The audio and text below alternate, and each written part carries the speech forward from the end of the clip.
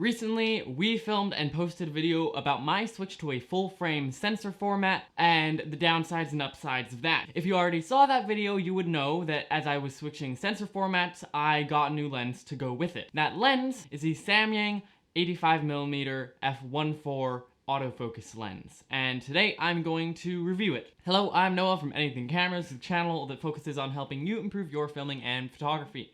And today, it's all about this lens, the Samyang 85mm f1.4 autofocus, which you can see the box for right there.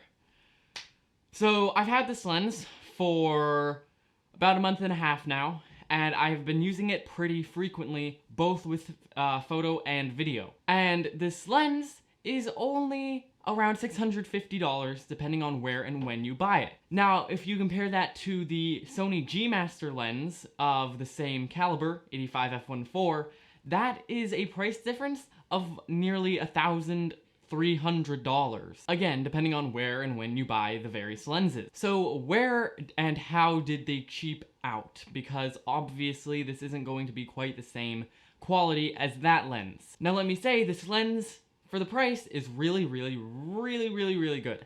And I have continually been impressed by it in lots of ways. However, there are downsides. Let's get into those. First off, let's talk about image quality. The image quality is actually very respectable. The image is sharp, even in the corners.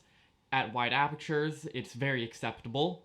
The bokeh looks really good. I think it's a 7-bladed aperture, which isn't that high, but I don't think you're going to be noticing the septagonal shape of the bokeh too much. And the contrast and colors look pretty average, nothing special, nothing bad about it. Overall, I was actually really impressed by the image quality once I got to know this lens. And in fact, you're seeing the video off of it right now. Now let's talk about build quality. Now, initially I thought that this lens had a plastic body, but as it turns out, it is just a cheap metal alloy. And so, yes, it is metal, but you're not going to get the same protection out of it as you will a stronger metal body. The focus ring is fine. I don't manual focus with it a whole ton, but when I do, it seems smooth and accurate. There is no rubberized grip, just some plastic knurling. And the lens is not weather sealed, which is unfortunate, but it is a metal mount, which is nice.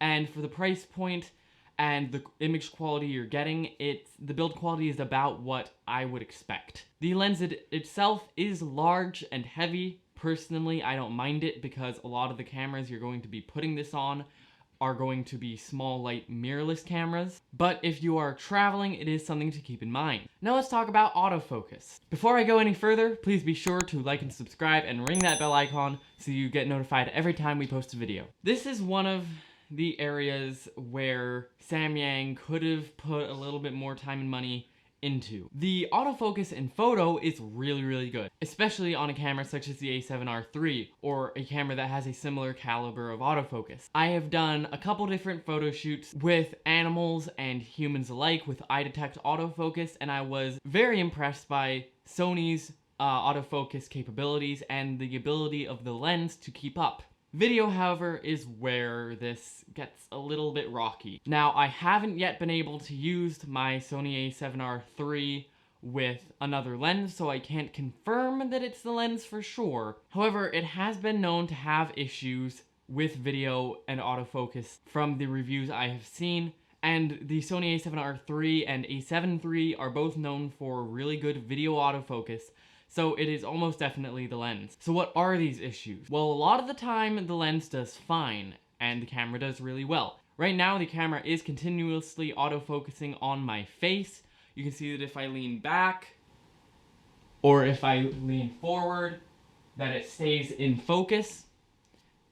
However, in certain situations, and I have yet to see a pattern, the camera, or more accurately the lens, just kind of freaks out and won't focus on the subject, or will grab the subject quickly and then lose it and hunt and then grab it.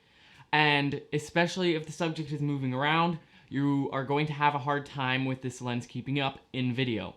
At the same time though, 85mm is pretty tight a focal length for video, so you probably won't be using it that often for video anyway. So overall, if you're on a budget like I am, this is a very good option to go with if you're primarily shooting photo and plan to get a wider or a different lens for video use. The image is sharp, the bokeh is great, and the build is respectable for the price and image quality that you're getting. Hopefully this helped you make your decision. See you next time. Especially on a camera such as the A7R IV. Sorry, that's it.